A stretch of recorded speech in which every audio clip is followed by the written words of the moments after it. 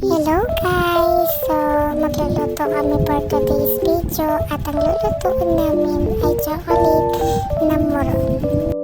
So, kaway-kaway sa mga taga-summer dyan. Alam na alam kung ano yung moron na sinasabi ko. Gagawin namin negosyo siya for today's video since tambay muna ako ngayon because I am reviewing for my licensure examination. And this time pala is kagagaling lang namin ng palengke. Bumili kami ng mga dahon at ng mga sangkap na gagamitin namin. At ayan na nga, kinakat na siya ni tita. At ako naman dyan ay naghuga. Siyempre babait ako eh. Nagsasalang bentang kumain sa tubig para magkape muna kami before anything else. Mag-almusal muna kami para smooth na yung process while cooking. Nga pala, plain flavor at chocolate flavor itong isasalang namin moron. So, ayan. Ang moron na sinasabi ko is yung suman siya na may bigas na giniling.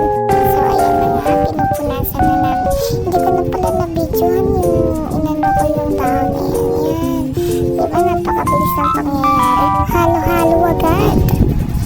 Para mabilis tayo guys, napakarami na nating order for today's video.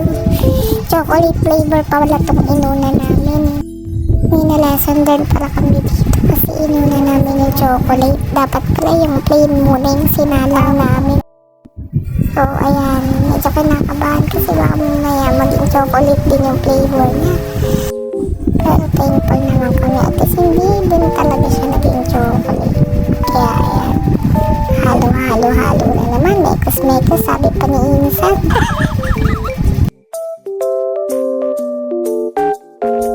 So, ayun na nga yung naluto namin na dalawang flavor, which is chocolate flavor and plain flavor. At ito na siya nang nirap namin sa dahon. At ayan naman siya nung naluto.